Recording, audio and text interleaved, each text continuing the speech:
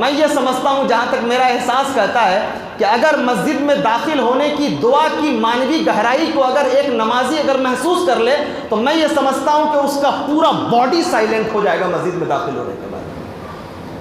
اور حضرت عبداللہ ابن عباس نے تو اتنا سخت قسم کا ریمارک دیا ہے، کہتے ہیں کہ جس آدمی کو نماز برائیوں سے نہ روکے تو اللہ کی بارگاہ میں یہ نماز اس کے لیے وبال جان بن جائے گی۔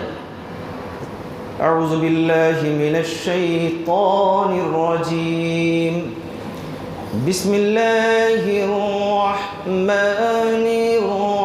الرحیم، اتل ما اوحی الیک من الکتاب واقم الصلاة ان الصلاة تنہى عن الفحشاء والمنکر ولذکر اللہ اکبر واللہ یعلم ما تصنعون۔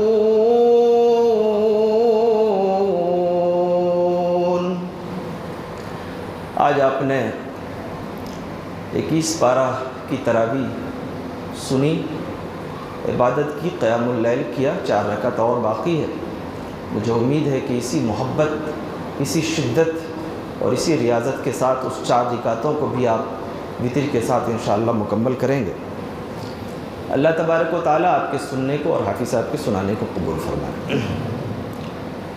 پیچھے انبیاء کرام علیہ الصلاۃ والتسلیم کا تذکرہ ہے کہ انہوں نے جو آزمائشیں، مصیبتیں اٹھائیں تو انہیں یہ کہا گیا ہے کہ دیکھو 3 نسخہ ہے، اگر تم اسے پکڑ لو، اپنی زندگی میں شامل رکھو، یہ 3 نسخے تمہیں زندگی کے ہر محاذ پہ، ہر موڑ پہ تمہاری مدد کریں گے۔ وہ 3 نسخہ کیا ہے؟ آئیے تلاوت کریمہ سے سمجھتے ہیں۔ ان الصلاة تنہى عن الفحشاء والمنکر ولذکر اللہ اکبر۔ اللہ فرماتا ہے کہ نماز کو قائم کرو، یہ تمہاری مدد کرے گا۔ اور یہ نماز کی خصوصیت یہ بتائی گئی ہے کہ یہ نماز جو ہے وہ انسان کو فحشا اور منکر سے روکتی ہے۔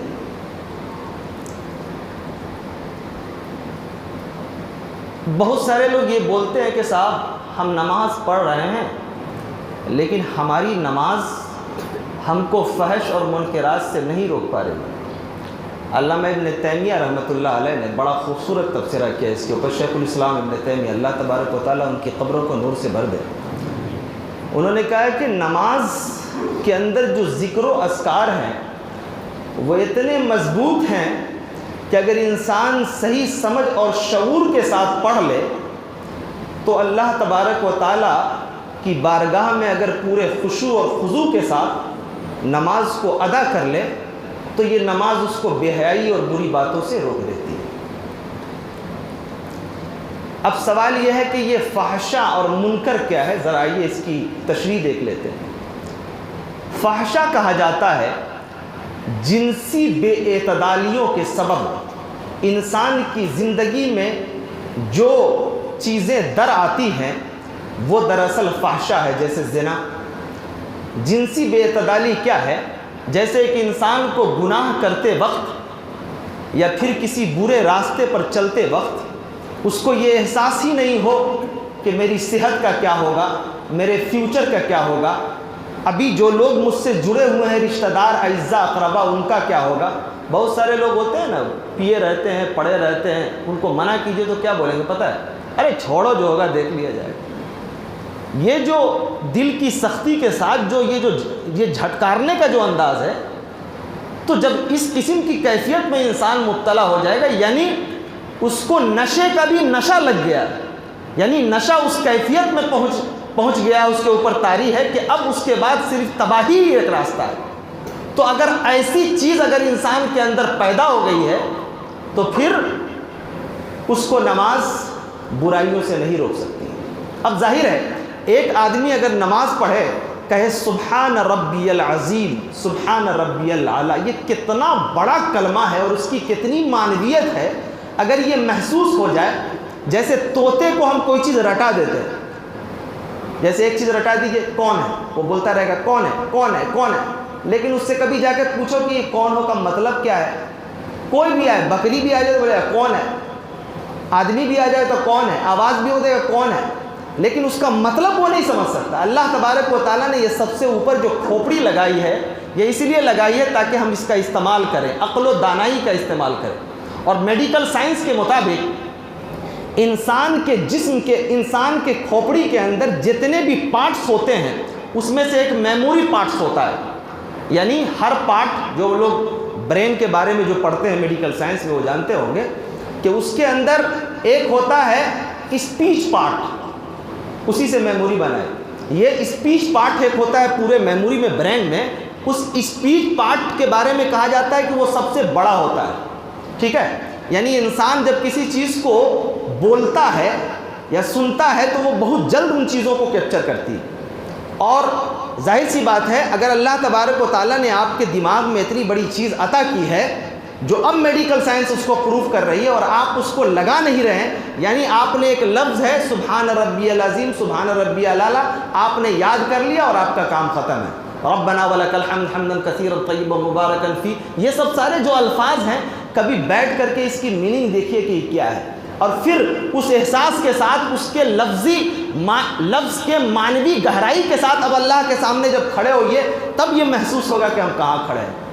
ہر چیز کے آداب بتائے گئے، میں نے اس سے پہلے بھی کہا کہ جب داخل ہوتے ہیں رسول گرامی صلی اللہ علیہ وسلم نے مسجد میں داخل ہونے کے آداب بتائے، اور میں یہ سمجھتا ہوں جہاں تک میرا احساس کہتا ہے کہ اگر مسجد میں داخل ہونے کی دعا کی معنوی گہرائی کو اگر ایک نمازی اگر محسوس کر لے تو میں یہ سمجھتا ہوں کہ اس کا پورا باڈی سائلنٹ ہو جائے گا مسجد میں داخل ہونے کے بعد، پورا باڈی ذرہ برابر وہ اپنی مرضی سے حرکت نہیں کرے گا، وہ چاہے گا بس اللہ کے گھر میں داخل ہوئے ہیں، اب یہاں پر جو احکامات، جو باتیں اللہ تبارک و تعالیٰ ہم سے چاہتا ہے ہم وہی کریں، دوسری کوئی چیز نہیں کریں، تب جا کر کے نماز فحش چیزوں سے روکے گی۔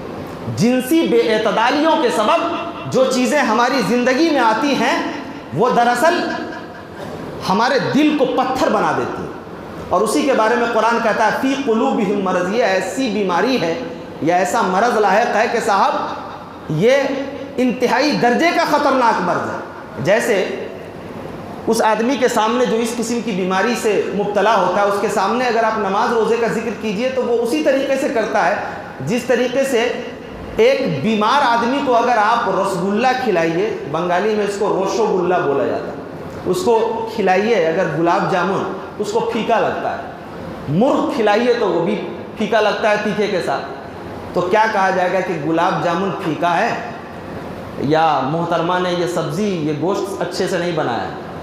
ارے اس کے زبان میں خرابی ہے اسی لیے اس کو پھیکا لگ رہا ہے۔ اچھی باتیں اگر کسی کو نہیں رچ بس رہی ہے اس کا مطلب اسے اپنے دل کا معائنہ کرنا چاہیے، اس کا دل خراب ہے۔ اب یہ منکر کیا ہے صاحب؟ منکر کی تعریف یہ ہے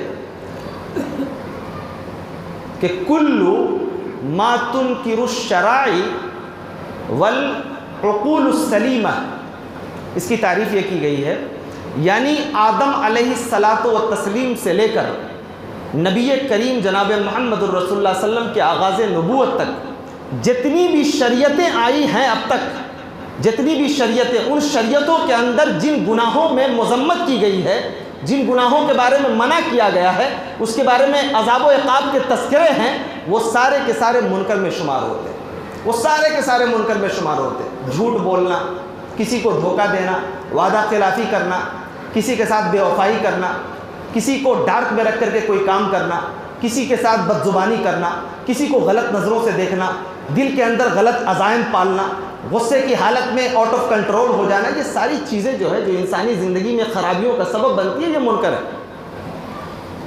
اور حضرت عبداللہ ابن عباس نے تو اتنا سخت قسم کا ریمارک دیا ہے، کہتے ہیں کہ جس آدمی کو نماز برائیوں سے نہ روکے تو اللہ کی بارگاہ میں یہ نماز اس کے لیے وبال جان بن جائے گی۔ ظاہر سی بات ہے، ایک آدمی اگر آ کر کے اللہ کی بارگاہ میں صرف فارمیلٹی نبھا رہا ہے، یعنی اس کو پتا ہے کہ یہ رکوع ہے، یہ سجدہ ہے اور یہ قیام ہے، وہ کر رہا ہے، لیکن اس کو دماغ اس کا کہیں اور لگا ہوا ہے، جلدی جلدی سوچتا ہے کہ مولانا صاحب نے نماز کیوں لمبی کر دی، جلدی جلدی ختم کرے اور ہم فارغ ہو اپنے گھر چلے جائیں، تو صاحب ایسی نمازیں آپ کے لیے وبال جان بن جائیں گی۔ منافقوں کا جہاں ذکر ہے نا، اس میں اللہ تبارک و تعالیٰ نے فرمایا کہ جب وہ نماز میں کھڑے ہوتے ہیں تو ان کا معاملہ یہ ہوتا ہے کہ سستی اور کاہلی ان کے اوپر نماز اتنی گراں گزرتی ہے، وہ سوچتے ہیں کب ختم ہو اور ہم جلدی سے بھاگیں۔ تو یہ منافقوں کی نشانی میں سے ایک نشانی ہے کہ نماز میں آپ کا دل نہیں لگتا ہے۔ اور وَلَذِكْرُ اللَّهِ اکبر، ذکر یہ جو نماز کے اندر جو اذکار کیے جاتے ہیں، جو باتیں اللہ کے رسول نے جو کلمات سکھائے ہیں، جو دعائیں سکھائی ہیں، اذکار تو بہت سارے ہیں، لیکن میں یہ سب سے بڑا ذکر ہے، یہ سب سے بڑے کلمات ہے، سب سے بڑی دعا ہے جو نماز کی حالت میں آدمی دہراتا ہے۔ یہ اس وقت آپ کو یہ احساس ہوگا چھوٹے چھوٹے کلمات کے، جب ان معنی اور مفاہیم کو سمجھیں گے تب آپ کو یہ احساس ہوگا کہ اللہ تبارک و تعالیٰ نے، اللہ کے رسول نے جو باتیں بتائی ہیں نماز کے ذمہ میں وہ کتنے اہم ہیں۔ میں یہ سمجھتا ہوں کہ اگر انسان نماز کے اندر موجود دعاؤں کو اگر پورے خشوع اور خضوع کے ساتھ اللہ تبارک و تعالیٰ کی موجودگی کے احساس کے ساتھ، خوف اور خشیت کے ساتھ اگر ادا کر لے تو اس کی دل کی صفائی کے لیے، اس کے ذہن کی صفائی کے لیے، آنکھوں کی بینائی کے لیے، دل کی بیماری کے لیے، جسم کے عزم کی پریشانیوں کو دور کرنے کے لیے نماز اس کے لیے کافی ہوگی۔ لیکن شرط یہ ہے کہ نماز کو نماز کی طرح سے ادا کیا جائے، ایسی نماز جس نماز کے سجدے کی حالت میں نکلنے والے آنسوؤں سے اللہ کا عرش کھل جائے، ایسی نماز جو کل ہو کر کے جب اللہ کی بارگاہ میں داخل ہو تو آپ کو یہ محسوس ہو کہ شدت جذبات سے میں نے جو اپنی آنکھوں سے آنسو نکالے تھے، رات کی تنہائی میں دنیا دیکھ نہیں رہی تھی، میں نے اللہ کو احساس کر کے آنکھوں سے آنسو بہایا تھا، وہ میرے آنسو اتنے معتبر ہو جائیں گے آپ کو اندازہ نہیں ہوگا۔ اللہ فرمائے گا کہ تمہارے آنکھ سے جو آنسو نکلے تھے نا، وہ تو نے میرے ڈر سے بہایا تھا نا، جا میں نے تیرے اوپر جہنم کی آگ کو حرام کر دیا۔ اور یہ رات جو گزر رہی ہے آج کے بعد، یہ رات انہی آنسوؤں کے بہانے کا ہے۔ دوسروں کے سامنے آنسو بہاتے ہیں، وہ دیکھ کے رونے لگتے ہیں، دوسروں کے سامنے آپ آنسو بہاتے ہیں، کسی کو روتا ہوا دیکھ کے آپ رونے لگتے ہیں، آنسو بہتے ہیں، ختم ہو جاتے ہیں، کوئی کہتا ہے دیکھ کر کے رو رہا تھا، کوئی کہتا ہے ایکٹنگ کر کے رو رہا تھا، کوئی کہہ رہا تھا ایسے ہی رو دیا۔ لیکن اللہ کہتا ہے میرے سامنے رو گے نا، تمہارے ایک ایک سارے آنسو تو چھوڑو، ایک ایک آنسو کا بھرم رکھ لوں گا۔ اور اب اللہ اگر آنسوؤں کا بھرم رکھنے پہ آ جائے تو پھر وہ کتنی چیزیں عطا کرے گا آپ کو شاید اندازہ نہیں لگا سکتے۔ آگے دنیا کے بارے میں ایک بات کہی گئی ہے، وَمَا هَذِهِ الْحَيَاةُ الدُّنْيَا إِلَّا لَهْوٌ وَلَعِبٌ وَإِنَّ الدَّارَ الْآخِرَةَ لَهِيَ الْحَيَوَانُ حَيَوَانُ لَوْ كَانُوا يَعْلَمُونَ۔ اللہ تبارک و تعالیٰ نے فرمایا یہ دنیا کی جو زندگی ہے یہ لہو اور لعب ہے، اصل زندگی تو آخرت کی زندگی ہے۔ یہ لہو اور لعب کیا ہے؟ مفسرین نے لکھا ہے کہ لہو کا مطلب یہ ہوتا ہے کہ جیسے انسان کے اندر سنجیدگی سے غیر سنجیدہ ہو جانا، مومنوں کی صفات یہ بیان کی گئی ہے حدیث کے اندر کہ مومن جو ہوتے ہیں وہ بہت سنجیدہ ہوتے ہیں، بہت نارمل ہوتے ہیں، ان کی باتوں میں، ان کی زبان میں، ان کے لہجے میں، ان کی گفتگو میں تلخی نہیں ہوتی، وہ زندگی گزارتے ہیں، انہیں دیکھ کر کے تکبر کا احساس نہیں ہوتا، جب بھی لوگ دیکھتے ہیں تو کہتے ہیں یہ کتنے شریف اور مہذب قسم کے لوگ جا رہے ہیں، بلا ضرورت وہ ہنستے نہیں ہیں، ٹھٹھا نہیں کرتے، مذاق نہیں کرتے، قہقہے اتنے زیادہ بلند نہیں کرتے کہ دیکھنے والا آدمی ڈسٹرب ہو جائے، سننے والا آدمی ڈسٹرب ہو جائے۔ اللہ فرماتا ہے کہ وہ لہو ہے، یعنی انسان کو سنجی ظاہر ہے، جس کے کلیجے کے اندر آخرت کا ڈر ہوگا، اللہ تبارک و تعالیٰ کی ذات پہ یقین ہوگا، اور جہنم اور جنت اس کی نگاہوں کے سامنے ہو، وہ انسان کیسے غیر سنجیدہ ہو سکتا ہے؟ اللہ فرماتا ہے کہ لہو کا مطلب یہ ہوا کہ آدمی اگر سنجیدگی سے غیر سنجیدہ ہو جائے، یعنی سیریس نہیں رہے، ایسا لگے کہ جب بھی اس کے سامنے کوئی بات بیان کی جا رہی ہے وہ سیریس میں لے نہیں رہا، مولانا بیان کر رہے ہیں، حدیث بیان کی جا رہی ہے، قرآن کا ذکر کیا جا رہا ہے، جہنم کا ذکر کیا جا رہا ہے، عذاب کا ذکر کیا جا رہا ہے، لیکن اس کا کلیجہ نہیں پسیجتا، اس کی آنکھوں میں آنسو نہیں آتے، اس کے جسم کے رونگٹے کھڑے نہیں ہوتے۔ اللہ فرماتا ہے کہ یہ لہو ہے۔ اور لعب کیا ہے صاحب؟ یعنی کسی نفع بخش چیز کو چھوڑ کے آدمی ایسی چیزوں کی طرف چل پڑے جس کا کوئی فائدہ نہ ہو۔ جیسے آج کی تاریخ میں دیکھیے کہ اذان، مؤذن اذان کی آواز پکار دیتا ہے، آپ اپنے مکان میں دکان میں بیٹھے ہوئے ہیں، آپ نے یہ جان لیا کہ 15 منٹ کے بعد نماز ہونے والی ہے۔ اللہ کے رسول کی حدیث بھی آپ کے ذہن میں ہے، نبی کونین نے فرمایا کہ اذان اور اقامت کے بیچ میں اگر کوئی بندہ اللہ کی بارگاہ میں کھڑے ہو کر دعا کرتا ہے، اللہ فرماتا ہے کہ ہم اس کی دعاؤں کو قبول کر لیتے ہیں۔ یہ جاننے کے باوجود آپ نے اس 15 منٹ کے وقت کو اگر ضائع کر دیا ہے اپنی سستی اور کاہلی کے اندر، آپ نے ایک نفع بخش چیز تھی، یعنی مؤذن نے جب اذان پکارنے کے بعد نماز کے لیے بلایا ہے تو ایک نفع بخش چیز کی طرف بلایا ہے، لیکن آپ اس کو چھوڑ کر کے اپنے گھر میں بیٹھے ہوئے وقت گزار رہے ہیں۔ 5 منٹ 10 منٹ 20 منٹ بیت گئے، پتہ یہ چلا کہ جب مسجد کے اندر آئے تو 2 رکعت نماز چھوٹ گئی، کبھی کبھی پوری نماز چھوٹ گئی، تو آپ ایک نفع بخش چیز کو چھوڑ کر کے غیر نفع بخش چیز کی طرف لگے ہوئے ہیں۔ اسی طریقے سے قرآن کی آیت تلاوت کی جا رہی ہے، آپ کے گھروں تک آواز پہنچتی ہے، آپ بیٹھ کر کے ٹی وی میں بیٹھ کر کے آپ کھیل دیکھ رہے ہیں، کرکٹ دیکھ رہے ہیں، بچہ آپ کا گیم دیکھ رہا ہے، تو یہ بھی ایک طریقے کا نفع بخش چیز کو چھوڑ کر کے غیر نفع بخش چیز میں آدمی لگا ہوا ہے۔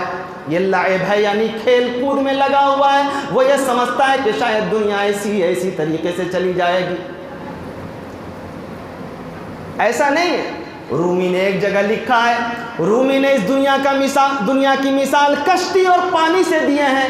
تھا تو بڑا فلسفی، دماغ کے اندر بہت سارا بگاڑ بھی تھا، لیکن کہیں اچھی باتیں بھی اس نے لکھی ہے۔ کہتا ہے کہ یہ دنیا کا معاملہ ایسا ہے جیسے کشتی ہے، یہ کشتی ہے اور اس کشتی کے اوپر جو سوار لوگ ہیں یہ سارے کے سارے انسان ہیں، اور نیچے جو پانی دکھائی دے رہا ہے یہ دنیا ہے۔ جس طرح کشتی میں اگر پانی داخل ہو جائے تو وہ کشتی ڈوب جاتی ہے، بیٹھے ہوئے لوگ سارے تباہ ہو جاتے ہیں۔ کہتا ہے کہ دنیا اس پانی کی طرح ہے، جب یہ پانی اوپر غالب ہو جائے، یعنی دنیا جب انسان کے اوپر غالب ہو جائے، دین اگر نیچے چلا جائے، رومی کہتا ہے کہ صاحب اس کی زندگی تباہ ہو جائے گی، اس کی آخرت تباہ ہو جائے گی۔ ایسی زندگی کا تصور کرو جو زندگی ہمیشہ رہنے والی ہے۔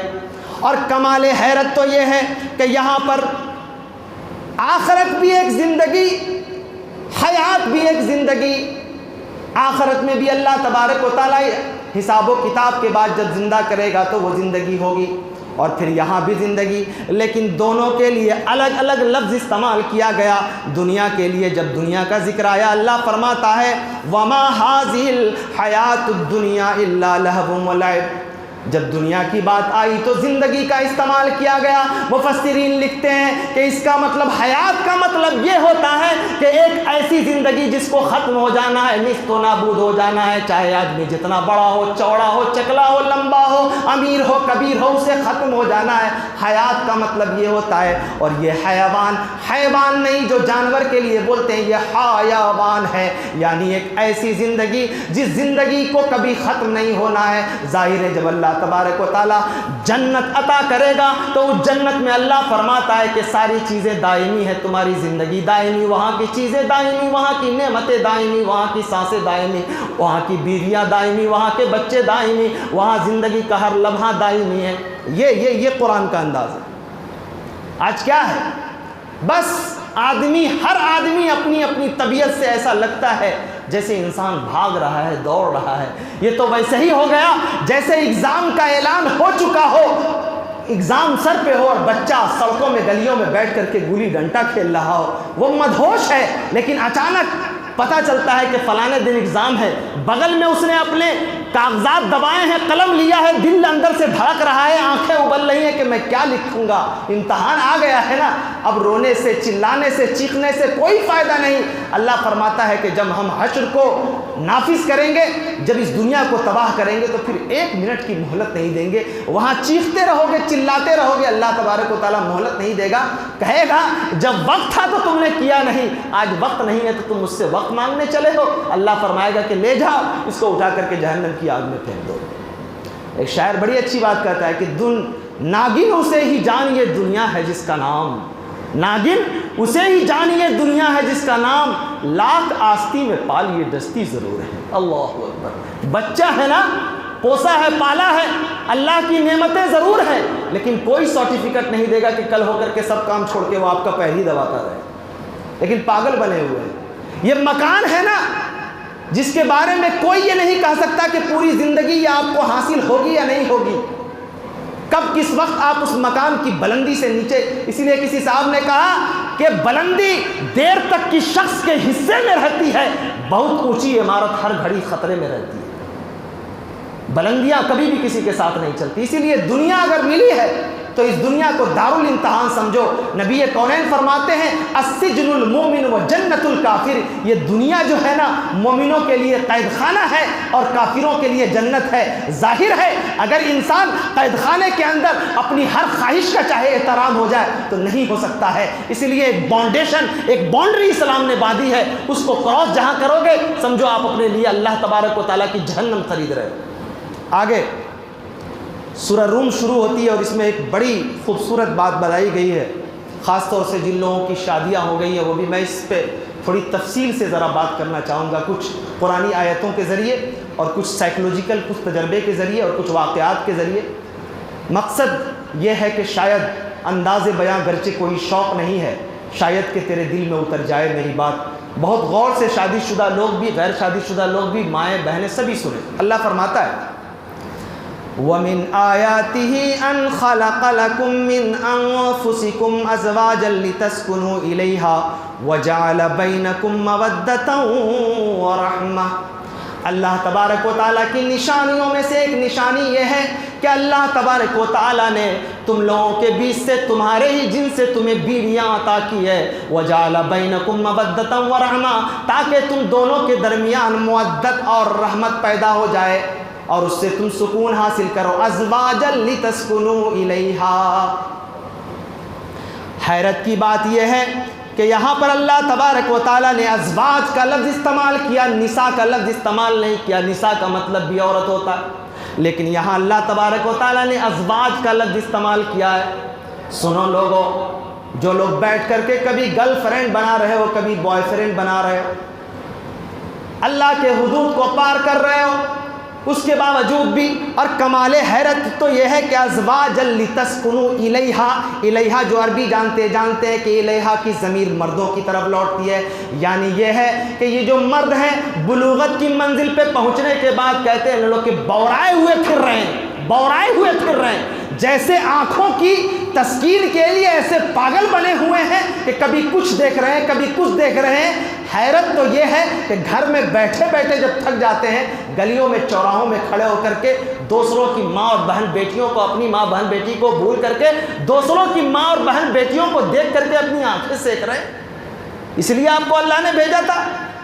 قرآن نے کہا ازواجا لتسکنوا الیہا، یعنی مطلب یہ ہے کہ تم پوری زندگی اس طرح کے کام کرتے رہو گے، بوراتے رہو گے، پھرتے رہو گے، چاہے تم جتنے فواحش اور منکرات کا راستہ ڈھونڈتے رہو گے، لیکن تمہیں سکون نہیں ملے گا۔ اگر سکون تمہیں چاہیے تو ازواجا لتسکنوا الیہا، یعنی تمہیں اگر شادی چاہیے، اگر تمہیں سکون چاہیے تو تمہیں رشتہ ازدواج سے یعنی شادی کے بندھن میں بندھنا ہی پڑے گا،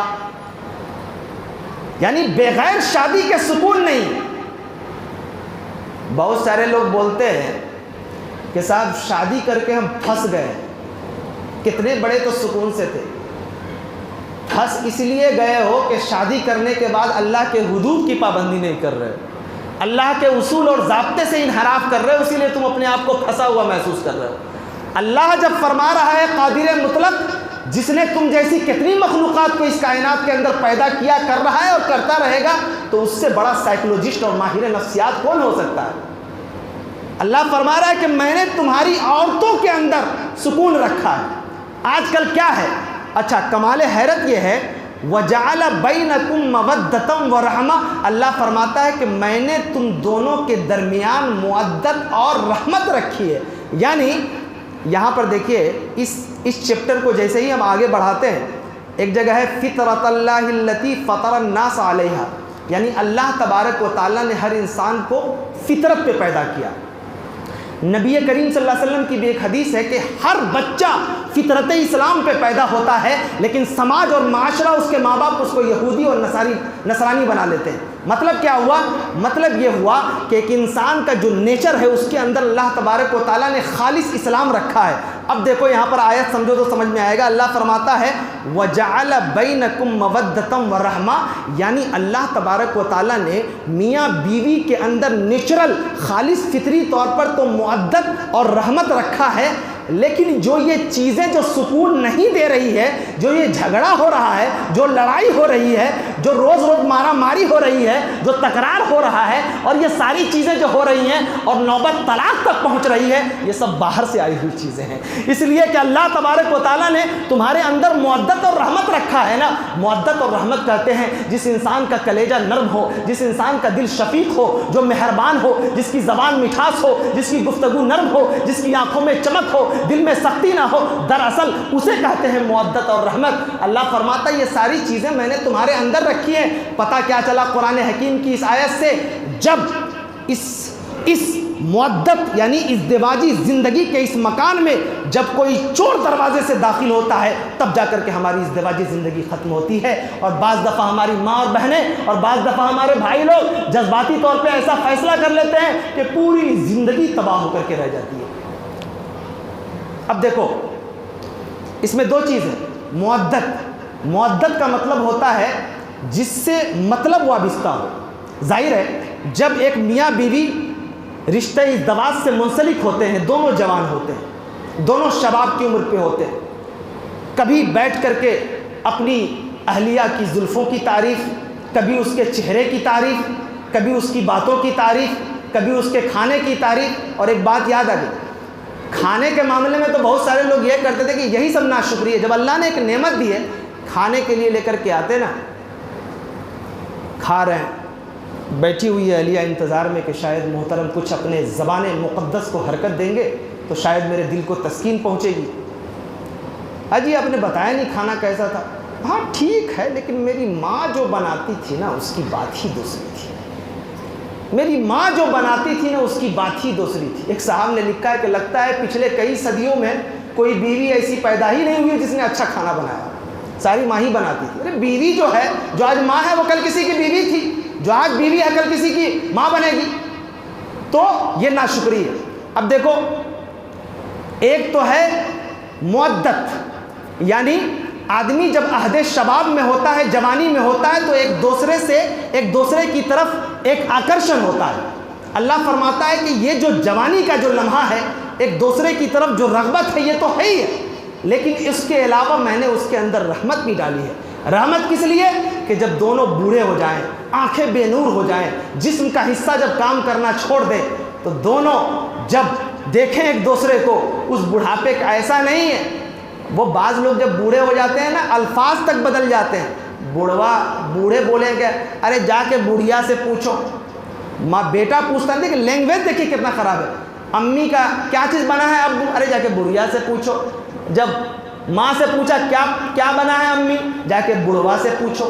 یار یہ کہاں سے بیچ میں یہ نیا، جب لینگویج خراب کرو گے تو وہ سائیکولوجیکل اس کا امپیکٹ پڑے گا۔ اللہ فرماتا ہے کہ یہ آخری عمر میں جب دونوں بوڑھے ہو گئے، ضعیف ہو گئے ہیں نا، تب دونوں کو بہت زیادہ ضرورت ہے ایک دوسرے کی رحمت کا، کہ اس بڑھاپے کے عالم میں وہ ایک دوسرے کے لیے کام آئے، اور وہ ایک دوسرے کے لیے بڑھاپے کے عالم میں کتنا اہم ہے یہ اگر پتہ لگانا ہو تو کسی اس بوڑھے ضعیف مرد سے پوچھو جس کی بیوی اس دنیا سے رخصت ہو گئی ہے، اس بوڑھی عورت سے پوچھو جس کا شوہر اس دنیا سے رخصت ہو گیا۔ سارا کھا پی لیتی ہے، رات کی تاریکی میں ان بوڑھی ہڈیوں کے اندر جب درد ابھرتا ہے نا کسی سے نہیں کہہ پاتی رات کی تاریکی میں کہ میرا بیٹا آ کر کے میرا پیر دبا دے، بول نہیں سکتی ہے۔ اور بیٹا بھی اتنا بھی ناشکرا ہو گیا ہے کہ اس کو احساس نہیں ہوتا کہ میری ماں یا میرا باپ جو بوڑھا ہو گیا ہے کبھی اس کو پیر دبانے کی ضرورت محسوس ہوگی۔ ان بیچاروں کے اوپر کیا گزرتی ہوگی رات کی تاریکی میں، یہ کوئی نہیں سوچتا۔ اللہ فرماتا ہے کہ میں نے یہ رحمت اسی لیے رکھی ہے تاکہ جب بڑھاپے میں پہنچ جائے نا تو وہ ایک دوسرے سے اپنا درد بانٹ سکے۔ ذرا سوچئے کہ جب آپ اس بوڑھے ماں باپ کو جب نظر انداز کرتے ہوں گے رات کی تاریکی میں، جب کبھی وہ ایک دوسرے کو کہتے ہوں گے کہ وہ بیٹا دیکھو نا کتنی تلخی سے بولا ہے، تو وہ کیا کہتے ہوں گے؟ دوسرا اگر باپ بول رہا ہے، ماں بول رہی ہے، تو وہ ایک دوسرے کو کیا بول کے تسلی دیتے ہیں پتہ ہے؟ وہ یہ کہتے ہیں کہ بیٹا ہے، غصے میں بول دیا ہوگا، جوان۔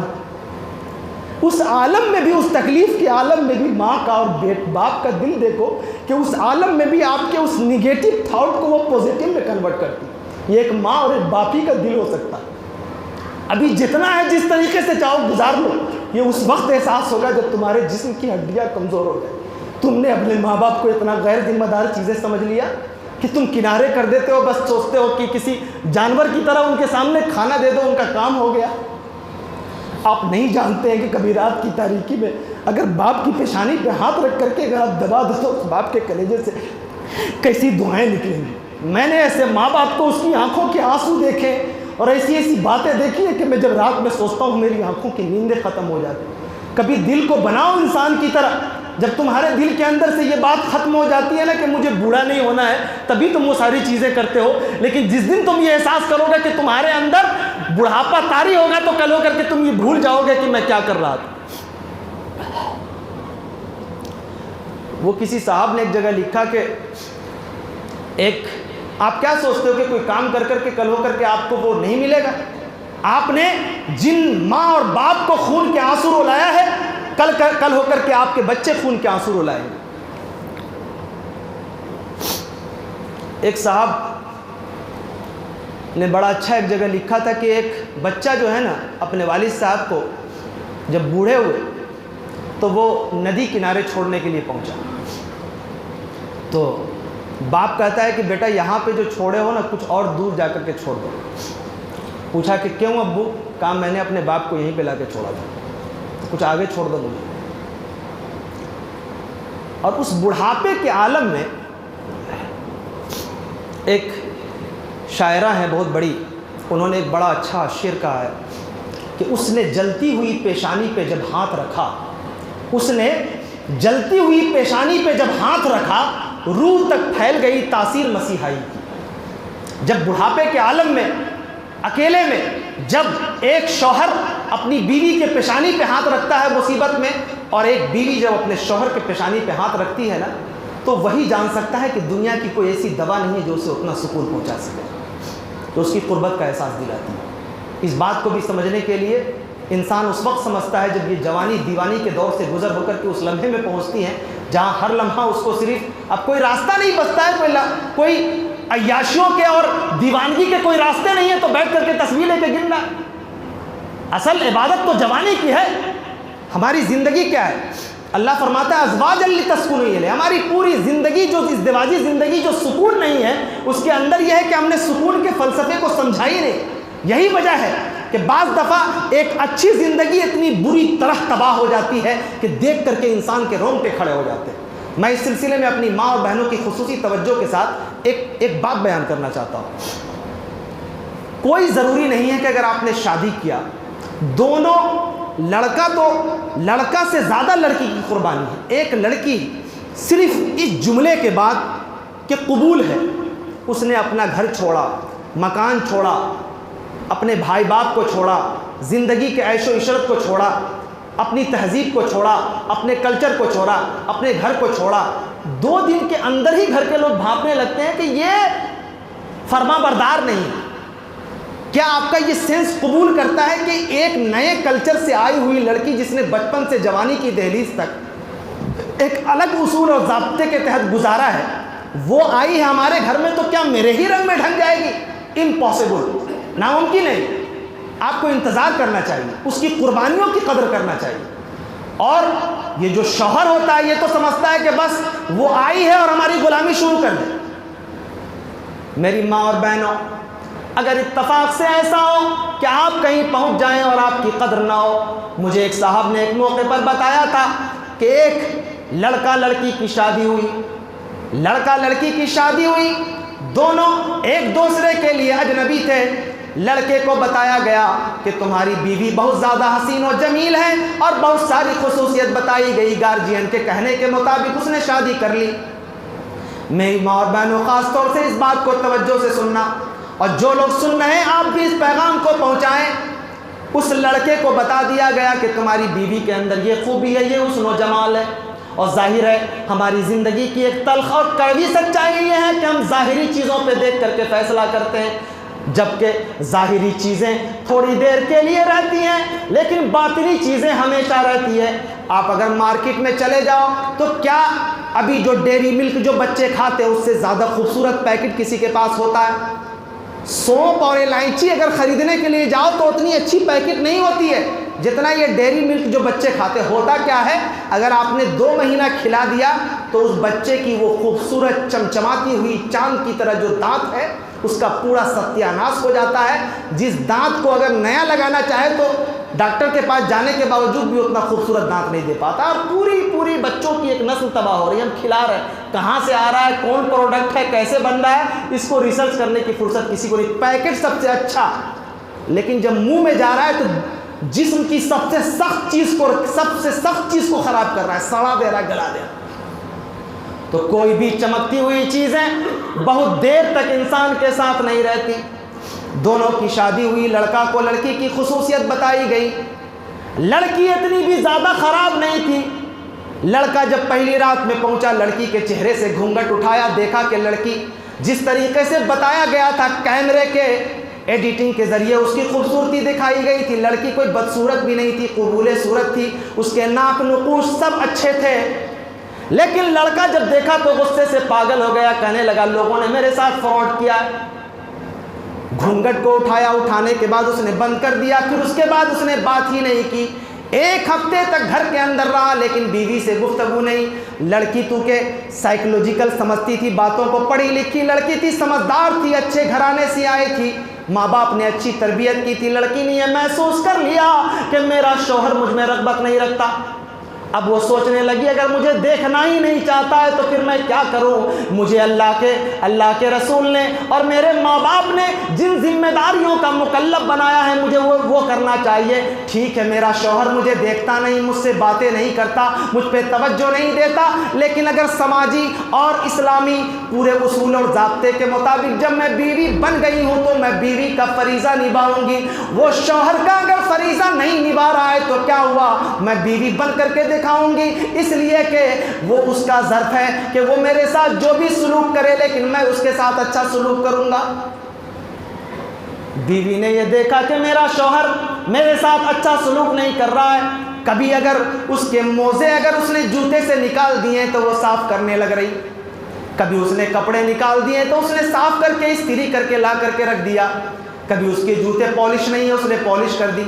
اچانک آیا ہے، بستر پہ بیٹھا ہے، اس کو پیچھے ایک تکیے کی ضرورت ہے، بات نہیں کر رہی ہے، چہرہ نیچے، تکیہ اٹھایا اور شوہر کے پیٹھ کے نیچے لا کر کے رکھ دیا.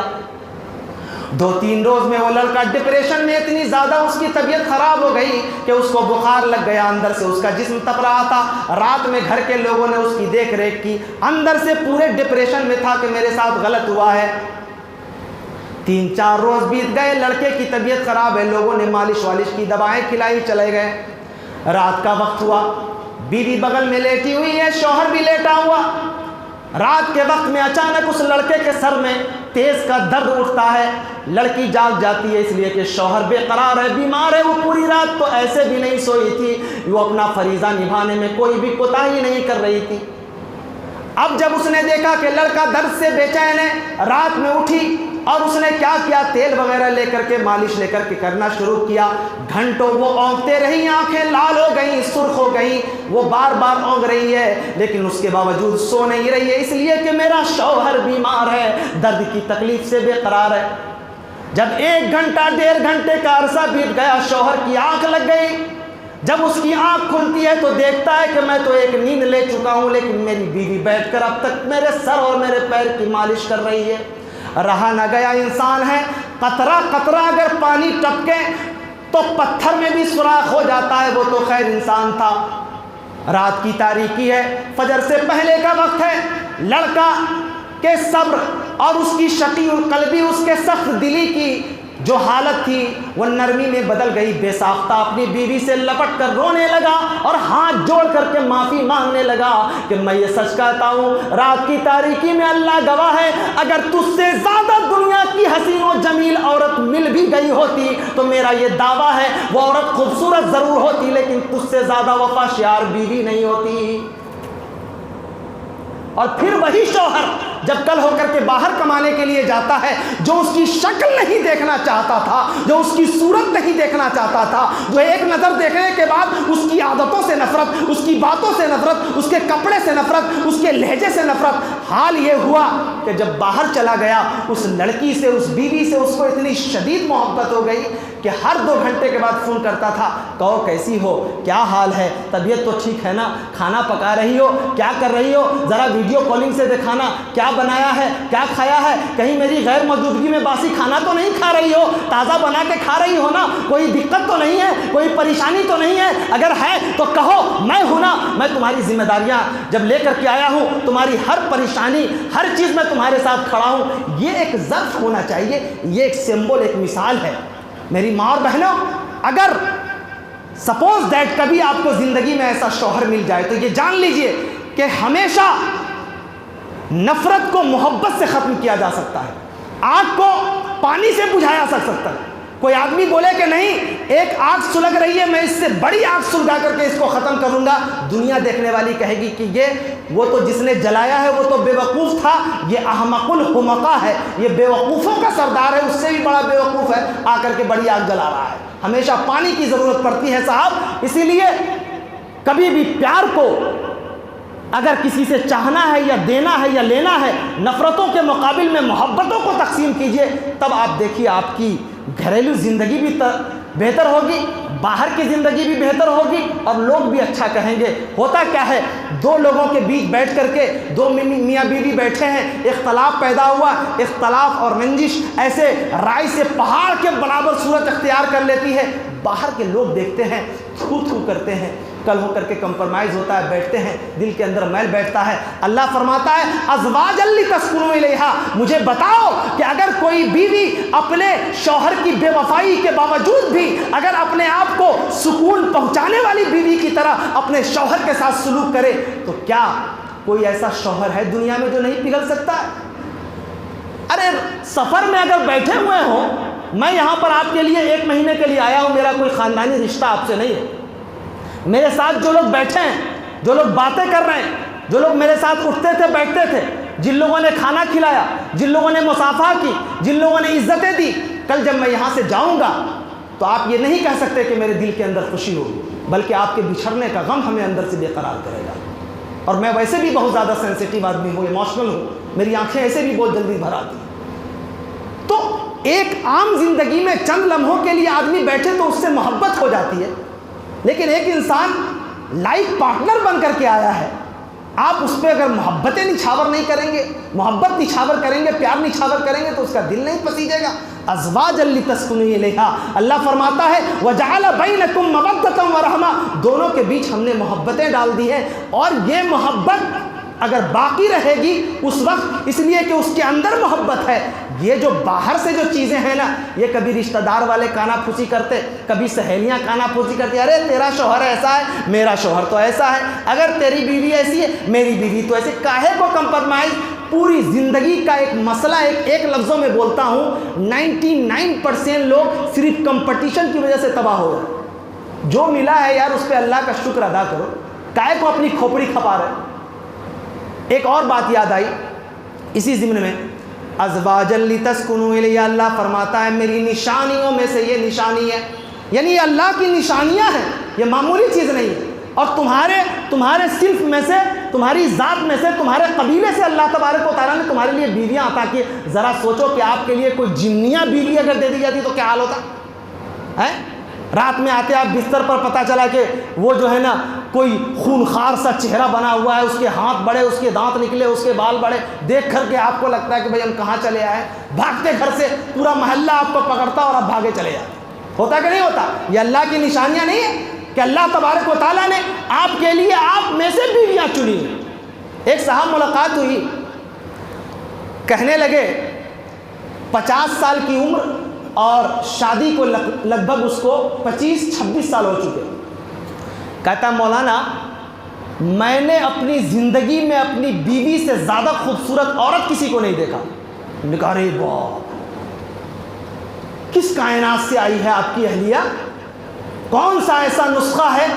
ذرا بے قرار عورتوں کو بھی بتا دیجئے وہ نسخہ، تاکہ شوہر کہنے لگے کہ مجھ سے زیادہ میری بیوی سے زیادہ خوبصورت کوئی عورت نہیں ہے. کہا مولانا اب آپ دوسرا سمجھ لیے، اب آپ نے وہ چہرے والا بیوٹی تلاشنا شروع کر دیا. چہرے میں ٹھیک ٹھاک ہے لیکن بہت خوبصورت ہے.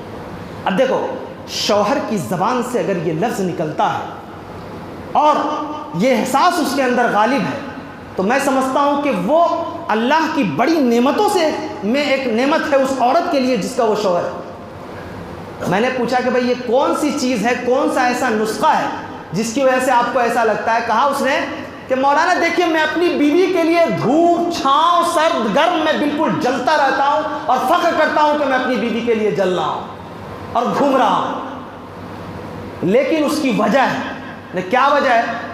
کہنے لگا جب میری شادی ہوئی، اسلامی رسم و رواج کے مطابق میری شادی کر دی گئی، میں بھی لوگوں کی طرح اپنی بیوی کو گھر کی دہلیز پر لے کر کے آیا. رات تھی، پہلی رات تھی، میں نے اپنی بیوی کو 3 نصیحت کی. 3 نصیحت لے کر کے جائیے، آج شادی شدہ بیویاں بھی لے کے جائیں اور مرد حضرات بھی. کبھی کبھی ہوتا ہے نا کہ یہ جو آپسی ناچاقی ہوتی ہے، پوری دنیا تھک جاتی ہے کہ معاملہ کیا ہے، لیکن کبھی کبھی یہ سمجھ ہی میں نہیں آتا ہے کہ معاملہ ہے کیا ہے نا. یہ معمہ ہے سمجھنے کا نہ سمجھانے کا. زندگی نام ہے مر مر کے جیے جانے کا. ایسا آپ سمجھ ہی میں نہیں آتا کہ کیا مسئلہ ہے. اور اچھا دنیا کے ہر معاملے کا اندازہ لگ جاتا ہے، اس کا معمہ سلجھ جاتا ہے، اس کی پیچیدگیاں سمجھ میں آتی ہے. میاں بیوی کے جھگڑے پوری زندگی بھر نہیں سمجھ میں آتے کہ جھگڑا کیوں ہو رہا ہے نا. بولا جب میری شادی ہوئی میں نے اپنی بیوی کو 3 نسخہ بتایا. کہا کہ میری بیوی یہ رات ہے، شادی کی پہلی شب ہے، اس سے پہلے کی ہم دونوں کے تعلقات اور ایک دوسرے سے تعارف ہو. تم تو جانتی ہو کہ میں کیا کرتا ہوں اور میں بھی جانتا ہوں کہ تم کہاں سے آئی ہو. لیکن 3 چیزیں اپنے ذہن کے اندر محفوظ رکھنا. یہ 3 چیزیں بڑی معمولی ہیں لیکن اگر تم نے کر لیا تو ازواجا لتسکنوا الیہا، تم سکون پہنچانے والی بیوی ہو جاؤ گی. اور اگر تم نے اس کی پابندی کر لی تو میرا یہ دعویٰ ہے کہ میں پوری زندگی ایک ایک سانس تک، جب تک میری سانس چل رہی ہے، میں تیری تمام تر جائز خواہشوں کے لیے زندگی کے ہر موڑ پہ کھڑا رہوں گا. کہا کہ حضور ارشاد فرمائیے میرے سرتاج، ذرا فرمایا جائے کہ وہ 3 چیزیں کون سی چیزیں. کہنے لگا 3 چیزیں یہ ہیں کہ دیکھو جب بھی میں گھر کی دہلیز پہ قدم رکھوں، اگر میں کبھی گھر پہ آؤں تو تم ہمیشہ اپنے آپ کو بنا اور سنوار کر رکھنا. یہ رسول گرامی صلی اللہ علیہ وسلم کی حدیث بھی ہے کہ سب سے بہتر عورت وہ ہے جس کا شوہر اس کو دیکھے اور خوش ہو جائے. لیکن بناؤ اور سنگار کے ساتھ رہنا. حال یہاں کیا ہے؟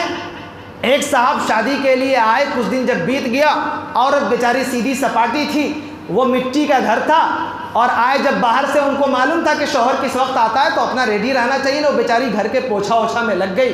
پتہ چلا کہ کام کرتے کرتے اس کا جو ہے نا یہاں پر کچھ کالک لگے ہیں، کچھ ادھر گندگی لگی ہے، کچھ کپڑے میں لگے ہیں اور کچھ بال بکھرے ہوئے ہیں اور پھر زیور وغیرہ نکلے ہوئے ہیں اور ایک عجیب سی کیفیت، پورا بدن جو ہے نا وہ جہاں تہاں کیچڑ لگا ہوا. اس نے کہا کہ محترمہ، زوجہ محترمہ تشریف رکھتی ہیں، ذرا آ گیا ہوں، تشریف لائیں. اب انہوں نے جب 1 مرتبہ کہا، 2 مرتبہ کہا، 3 مرتبہ کہا، زور سے بولا، محترمہ دوڑی ہوئی بھاگی ہوئی آئی. اس کے بعد جب سامنے آئی تو اس نے اوپر سے نیچے تک دیکھا، ایسے کر کے کہا کہ ارے میں نے اپنی بیوی کو بلایا تھا، آپ کہاں سے تشریف لائے ہیں؟ میں نے اپنی اہلیہ کو بلایا تھا، یہ کون سے کائنات کی مخلوق ہے، آپ کہاں سے آ گئے؟ ارے میں ہی تو ہوں. اچھا یہ پہلی مرتبہ آپ کا یہ روپ دھارن کرتا ہوا دیکھا، یہ نئی صورت تھی اس لیے میں نہیں پہچان پایا. لیکن وہی عورت اگر خدا نہ خواستہ اگر باہر جائے تب وہ سب سے قیمتی قسم کا کریم جو ان کے باکس کے اندر رکھا ہوا ہوتا ہے اس میں سے نکالیں گے، جو کبھی کبھی نکلتا ہے، اور پھر ڈھنگ سے پتہ نہیں، آج تک کوئی یہ بتا نہیں سکتا ہے کہ آخر بیویاں باہر جانے کے لیے جو سستی سنورتی ہے تو اس کا مقصد کیا ہوتا ہے، یہ آج تک کوئی نہیں بتا سکا، بس سستی ہے سنورتی ہے۔ وہ اپنی سہیلیوں سے کمپٹیشن کرنا، ارے یہ پہن کے آئی ہو، تم یہ کر کے آئی ہو، ارے تم نے ایسا کیا، میں نے ایسا کیا، اب لو بھائی پوری۔ لیکن یہاں پر جس کے ساتھ رہنا ہے اس کے ساتھ معاملہ یہ ہے کہ بس جیسے تیسے گھر کی مرغی دال برابر، ہم کو نہ سمجھے بال برابر، وہی والی بات ہے، جیسے رہنا ہے ویسے رہو، کوئی بات نہیں ہے۔ ارے بھائی باہر جاؤ گے ایک ایک قدم تمہارا جو ہے نا وہ گناہوں میں شمار ہوگا، لیکن تم یہ نہیں جانتی ہو کہ یہ سنورنا انسان کی خوبصورتی کو خوبصورتی در خوبصورتی لانا ہے، لیکن یہ سنورنا بھی اللہ کی بارگاہ میں تمہارے لیے قبولیت کا اور نیکیوں کا سبب بن رہا ہے۔ یہ کتنی بڑی بات ہے۔ آگے اللہ تبارک و تعالیٰ نے فرمایا وَقَرْنَ فِي بُيُوتِكُنَّ وَلَا تَبَرَّجْنَ تَبَرُّجَ الْجَاهِلِيَّةِ الْأُولَىٰ، جاہلیت کی عورتوں کی طرف بن سنور کر کے باہر نہیں نکلو کہ تمہارے جسم کے نشیب و فراز دکھائی دیں، لوگ تمہیں بری نظروں سے دیکھیں۔ اور حیرت تو یہ ہے کہ قرآن نے تبرج کا لفظ استعمال کیا ہے۔ برج جانتے ہیں، برج خلیفہ جانتے ہیں، یعنی وہ برج کا لفظ استعمال کیا ہے، یعنی جیسے گھروں کے اوپر جو برج بنایا جاتا ہے دور ہی سے نظر آ جائے، تو ایسے نہیں رہنا ہے کہ دور ہی سے لوگ تمہیں تاڑنے لگیں۔ جاہلیت کی عورتوں کی یہ خصوصیت ہے کہ وہ اس طریقے سے رہتی ہیں۔ اس لیے میری ماں اور بہنوں، پاک باز عورتیں بنو، ان عورتوں کی طرح نہیں چلو جن عورتوں نے اپنے لیے اللہ کی جنت کو اپنے اوپر جو ملنا چاہیے وہ نہیں مل سکا، اور اللہ کی جہنم اس نے خرید لی۔ کہا اس نے کہ جب میں گھر سے آؤں تو میں تمہیں بنا اور سنورا ہوا دیکھنا چاہتا ہوں۔ دوسری، اچھا یہ بتائیے کہ بنی اور سنوری ہوئی عورت کا امپریشن کتنا دیر رہتا ہے؟ ایک عورت بولتے ہیں نا first impression is the last impression. First time جب ایک نظر آدمی دیکھتا ہے تو اس کے جسم، ذہن اور دماغ کے اندر اس کی خوبصورتی کا پورا عکس حاوی ہو جاتا ہے، ٹھیک ہے نا؟ بس وہ چند لمحوں کی بات ہے، پھر کام میں لگ جائیے آپ۔ وہ تصویر زیروکس کر لی گئی ہے آنکھوں میں جو آپ بن سنور کر کے آئی ہیں، اب مزید آپ کو زیروکس کاپی کی آوشکتا نہیں، نارمل ہو جائیے، کوئی دقت نہیں ہے۔ پھر اس نے اپنی آنکھوں میں قید کر لیا۔ یہ 5 سے 6 منٹ کا کام اگر ہم نہ کر پائیں اور پھر کہیں کہ شوہر میرا گھر سے بھاگا ہوا رہتا ہے، بات کرتا ہے تو بہت ٹیڑھے انداز میں کرتا ہے، بولتا ہوں تو ترشی لہجے میں جواب دیتا ہے، بھائی یہ سائیکولوجیکل جو علاج ہے، ٹریٹمنٹ ہے، یہ تو آپ نے کیا ہی نہیں۔ یہ ایک طرح کا طبی سائیکولوجیکل طبی نسخہ ہے جس کو اگر آپ نے اپنا لیا ہوتا تو یہ تلخی کی وجہ سمجھ میں نہیں آتی ہے۔ جو 1 سے 1.5-2 منٹ کا معاملہ ہے آپ نہیں کرتی ہیں اور یہ تلخیاں بڑھتی چلی جاتی ہیں، نہ یہ شوہر بول پاتا ہے نہ یہ بیوی بول پاتی ہے، بس تکرار ہوتی رہتی ہے، معاملہ آگے بڑھتا رہتا ہے۔ شوہر نے کہا کہ میرے سامنے جب بھی میں باہر سے آؤں میں تمہیں خوبصورت دیکھنا چاہتا ہوں، سکون پہنچانے والی بیوی دیکھنا چاہتا ہوں۔ دوسری بات اس نے یہ کہی کہ جب بھی مجھ سے بات کرنا تو نرم لہجے میں بات کرنا، یعنی بات کی جب شروعات کرنا تو نرم لہجے میں بات کرنا، ایسا نہیں کہ آئیں جیسے ہی آئیں اور میں تمہیں آواز دوں تم شتابدی ایکسپریس کے پورے تیزی سے شروع ہو جاؤ۔ کسی صاحب نے کہا نا کہ جانتے ہو گھڑی اور تم میں فرق کیا ہے؟ جب گھڑی خراب ہوتی ہے تو بند ہو جاتی ہے اور تم خراب ہوتی ہو تو شروع ہو جاتی۔ کہنے لگا کہ تم میرے سامنے جب بھی بات کرنا تو نرم لہجے میں بات کرنا۔ لوگ سمجھتے ہیں کہ نرم لہجے میں بات کرنا یہ شان زوجیت کے خلاف ہے۔ یہ نرم لہجہ اور یہ مٹھاس مومنوں کی اعلیٰ صفات میں سے ایک اعلیٰ صفات ہے۔ یہ صرف ایک بیوی کا لہجہ نہیں ہے، بیوی کی بات نہیں ہے، بلکہ مومنہ اور پکے سچے اللہ سے ڈرنے والے لوگوں کی خصوصیت کے اندر یہ ذکر ہے کہ اس کے لہجے کے اندر مٹھاس ہوتی ہے۔ تیسری بات شوہر نے یہ کہی کہ یاد رکھنا اگر میں کبھی باہر سے آؤں، میرے گھر اور فیملی کے لوگ اگر موجود ہوں تو ان لوگوں کی موجودگی میں میرے عزت نفس کا جنازہ نکالنے کی کوشش نہیں کرنا، یعنی کبھی بھی میرے گھر والوں کے سامنے اونچی آواز سے بات کرنے کی کوشش نہیں کرنا۔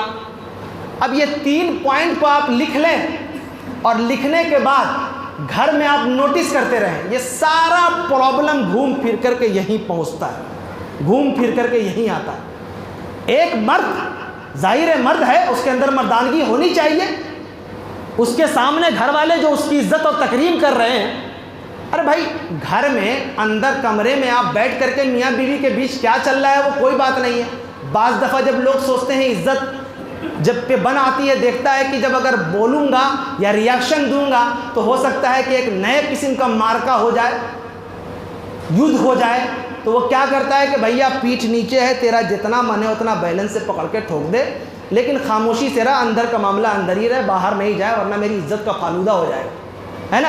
کھا لیتے، لیکن جیسے ہی باہر وہ چیزیں پہنچتی ہیں تو پھر ہوتا کیا ہے، وہیں سے بگاڑ۔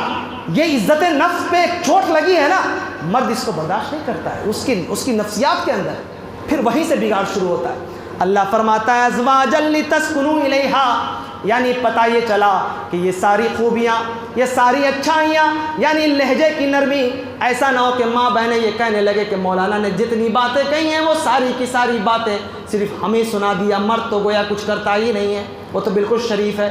نہیں، یہ قرآن حکیم ہے، اللہ فرماتا ہے ازواجا لتسکنوا الیہا، یہ جو پہلی ضمیر لوٹتی ہے، یہ اللہ فرماتا ہے کہ لوگوں، ادھر ادھر سکون ڈھونڈنے والوں، ادھر ادھر راحت ڈھونڈنے والوں، تمہیں بیویوں کے ساتھ ہی سکون مل سکتا ہے۔ پتہ کیا چلا کہ جو لوگ غیر شادی شدہ ہوں، اگر تمہیں سکون کا معاملہ سمجھ میں نہیں آ رہا، تمہیں راحت نہیں مل رہی ہے، تم کبھی ادھر گھوم رہے ہو کبھی ادھر گھوم رہے ہو، لیکن سمجھ میں نہیں آ رہا ہے کہ یہ بے قراری کیوں ہے، بے اطمینانی کیوں ہے۔ اللہ نے اگر بلوغت کی منزل پہ پہنچا دیا ہے، کھل کر کے اپنے والدین سے کہو کہ اب مجھے شادی کی اجازت ہے، اور کرنا چاہیے۔ کل ہو کر کے جب یہ بچے بڑے ہو جائیں گے اور ان سے غلطیاں ہوں گی، کوتاہیاں ہوں گی، تو اس کا وبال بھی ماں باپ کے سر پہ جائے گا۔ چاہیے کہ بچے اگر بالغ ہو گئے تو ان کی شادیاں کر دینی چاہیے۔ لوگ کیا کرتے ہیں، ارے یہ بچہ ہے ابھی تو پڑھ لکھ کر کے کامیاب ہوا بھی نہیں ہے، پھر یہ کرے گا پھر وہ کرے گا، یعنی آپ ایک نیچرل چیز کو ان نیچرل چیز سے آپ کمپیریزن کر رہے ہیں، یہی نہ ہوا۔ یہ انسان کا نیچر ہے۔ ظاہر ہے ایک آدمی 40 سال کی عمر میں شادی کرے، 2 سال کے بعد اس کے بچے ہوئے، 50 سال کی عمر میں جب وہ پہنچا ہے، جسم کے حصے 40 سال کے باڈی ڈیمیج ہونے لگتا ہے، بہت اچھا کھایا پیا ہے، اگر ہمارے سعید بھائی کی طرح تو الحمدللہ وہ مشاق دکھائی دیں گے، تو اگر 50 سال کی اگر عمر میں وہ پہنچا ہے، تھوڑا ٹھیک ٹھاک ہے، تو صاحب کیا کہتے ہیں کہ وہ بولے گا کہ جب 40 سال کی عمر میں شادی ہوئی ہے، 2 سال کے بعد جو ہے نا بچے ہوئے ہیں، اور 8 سال جب اس کی 8 سال کا بچہ ہے، 50 سال کا والد صاحب پہنچ گیا ہے، جب 60 سال میں پہنچے گا تو وہ 18 سال کا ہوگا۔ پتہ یہ چلا کہ جب آپ کو لاٹھی کی ضرورت ہے تو آپ خود اس کی لاٹھی بن جائیں گے۔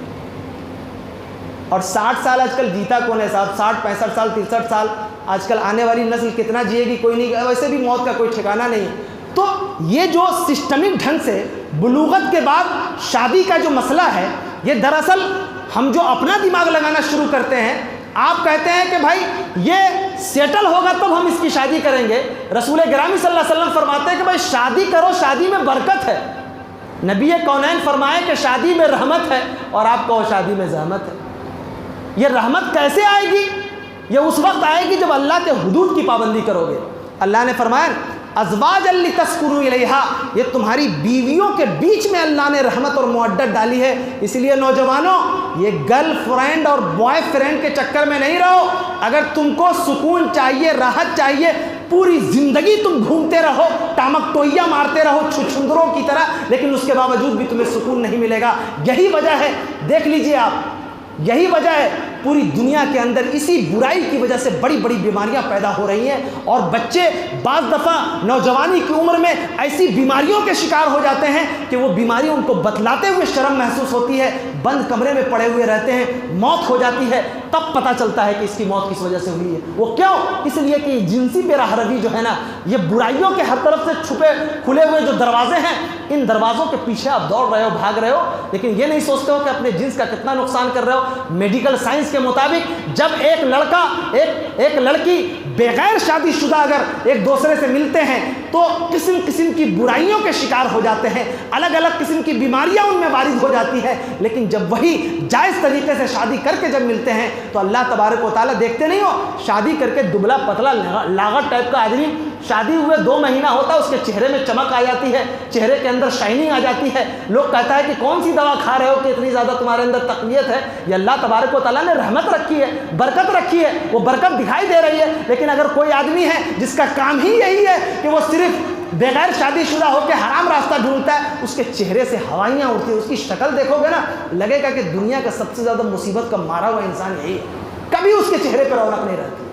تو اللہ فرماتا ہے ازواجا لتسکنوا الیہا، اگر تم شادی کر کے جائز راستے سے اگر تعلق قائم کرو گے، ایک تو یہ ہوگا کہ اللہ تبارک و تعالیٰ تمہارے دل میں سکون بخشے گا، وجعل بینکم مودۃ ورحمہ، اور پھر اس پر یعنی رحمت در رحمت یہ کہ اللہ تبارک و تعالیٰ تمہاری زندگی کے بیرونی معاملات میں بھی اتنی رحمتیں عطا کر دے گا کہ ان رحمتوں کا شاید تم اندازہ نہیں لگا سکتے ہو کہ اللہ تبارک و تعالیٰ وہ کتنی رحمت عطا کرے گا۔ اور آگے اللہ نے فرمایا ان فی ذالک لآیات لقوم یتفکرون، یہ باتیں ان لوگوں کو سمجھ میں آئیں گی جو لوگ فکر کرتے ہیں، غور کرتے ہیں، سمجھتے ہیں، دھیان دیتے ہیں، تدبر کرتے ہیں۔ ایسا نہیں کہ جو بات بولا ایزی وے میں، ابھی جیسے میں نے جو باتیں بتائی ہیں، اب جن لوگوں نے یہ سوچ لیا ہے کہ مجھے اس کان سے سننا ہے، اس کان سے نکالنا ہے، اللہ کی قسم پوری زندگی کوئی آدمی اس کے پیچھے لگا رہے وہ نہیں ٹھیک ہو سکتا۔ لیکن اگر کسی یہ باتیں میں نے ایک تو قرآن سے بتائیں اور زندگی کے ان مشاہدات کے 20 سے میں یہ تجربات کے 20 سے وہ باتیں میں آپ کو بتا رہا ہوں جن باتوں کو سمجھنے میں صرف آنکھوں کی بینائی کی ضرورت نہیں پڑتی ہے، دل کی بینائی کی ضرورت پڑتی ہے، اور دل کی بینائی کے لیے ایک عمر کھپانی پڑتی ہے۔ دل کی بینائی اللہ کی رحمتوں کی محتاج ہوتی ہے۔ جب یہ دل کی بینائی کسی کو عطا ہو تب جا کر کے وہ فکر کرے گا، غور کرے گا، ورنہ کیا ہے بھینس کے آگے بین بجاؤ، وہ کچھ نہیں سمجھے گا، بس سمجھے گا ہاں چل رہا تھا، ایک رات تھی آئیے، وہ دوسرے لوگ آتے ہیں، ویسے ایک تقریر ہوئی، بات ہوئی، ختم ہو گئی، پھر چلے گئے۔ یہ رات جن رات سے ہم گزریں گے اب آج کے بعد، آج سے بلکہ یہ رات کا ایک ایک لمحہ وہ لمحہ ہے جو لمحہ آپ کے اندر ایک دیوانگی کا احساس پیدا کر دے اللہ کی رحمتوں کو پانے کے لیے، اللہ کی مغفرت کو پانے کے لیے، اللہ کی خیر و برکت کو پانے کے لیے، تب جا کر کے یہ راتیں آپ کو فائدہ دیں گی۔ ایک آخری بات کہہ کے اپنی بات ختم کرتا ہوں، وہ اتفاق سے نوجوانوں سے تعلق رکھتا ہے۔ اللہ فرماتا ہے من یشتری لہو الحدیث لیضل عن سبیل اللہ بغیر علم، لوگوں میں کچھ لوگ ایسے ہیں جو لہو الحدیث خریدتے ہیں۔ یہ لہو الحدیث کیا ہے؟ حضرت عبداللہ ابن مسعود نے اس کی تشریح یہ کی ہے، کہتے ہیں ہوا واللہ الغنا، اللہ کی قسم وہ گانا ہے، وہ گانا ہے۔ ہوا یہ تھا کہ قریش کے اندر ایک آدمی تھا جو لوگوں کو قرآن سننے سے دور کیا کرتا تھا، کہتا تھا کہ تم قرآن کیوں سن رہے ہو، قرآن سے اچھی چیز میں نے رکھی ہے۔ وہ کیا کرتا تھا؟ اس نے کیا یہ تھا کہ ایک عورت، باہر کی خوبصورت عورت، گانے والی ایک عورت کو اپنے پاس رکھ لیا تھا اور اسے کچھ چیزیں سنا، یاد کروا دیا تھا۔ وہ اچھا گانتی تھی، گانا اچھا گاتی تھی۔ وہ کیا کرتا تھا کہ جب اللہ کے رسول نوجوانوں کو قرآن سنا رہے ہوتے، وہ لے کر کے آتا اور اس عورت کو کھڑا کر کے کہتا کہ تو اپنے سر میں شروع ہو جا۔ جب وہ عورت مٹک مٹک کے اپنے انداز میں ادائیں دکھا کر کے جب وہ گانا شروع کرتی تو لوگ وہ کہتا کہ تم ادھر کہاں تم مصروف ہو، ادھر مصروف ہو جاؤ، اس لیے کہ یہاں پر آنکھوں کی تازگی بھی ہے اور پتہ نہیں کیا کیا ہے، بیٹھ کے سنتے رہو، کانوں میں بھی تازگی محسوس ہوگی۔ اور وہ قرآن کو سننے سے لوگوں کو پھیرتا تھا، تو اس کا نام تو نہیں لیا گیا، لیکن اللہ تبارک و تعالیٰ کی آیت اسی کی جانب اشارہ ہے۔ حضرت عبداللہ ابن مسعود نے فرمایا کہ قسم خدا کی یہ لہو الحدیث وہ ہے، ہوا واللہ الغنا۔ ظاہر ہے اے نوجوانوں جو بیٹھ کر کے دن بھر اللہ کی آیتوں کو چھوڑ کر یہ اللہ کا یہ مہینہ خیر و برکت کے مہینے میں یہ جو تراویح کے بعد تفسیر ہے، قرآن کی آیتیں سمجھائی جا رہی تھی، ان چیزوں کو چھوڑ کر مسجد کے ذمہ داروں نے جو یہ ساری چیزوں کا انتظام کیا ہے، ان چیزوں کو چھوڑ کر تم نے جو ٹامک ٹوئیاں لگائی ہیں، اپنے گھروں میں وقت بتایا ہے، گانے سنے ہیں، اور گانے بھی ان عورتوں کے سنے ہیں جو عورتیں فاحشہ ہیں، زانیہ ہیں، جن عورتوں کو دیکھنے کے بعد انسان کی زندگی بھی اور آخرت بھی خراب ہوتی ہے۔ تم نے دیکھ دیکھ کر کے آج دیکھو پورا کا پورا نوجوان اسی میں تباہ ہے۔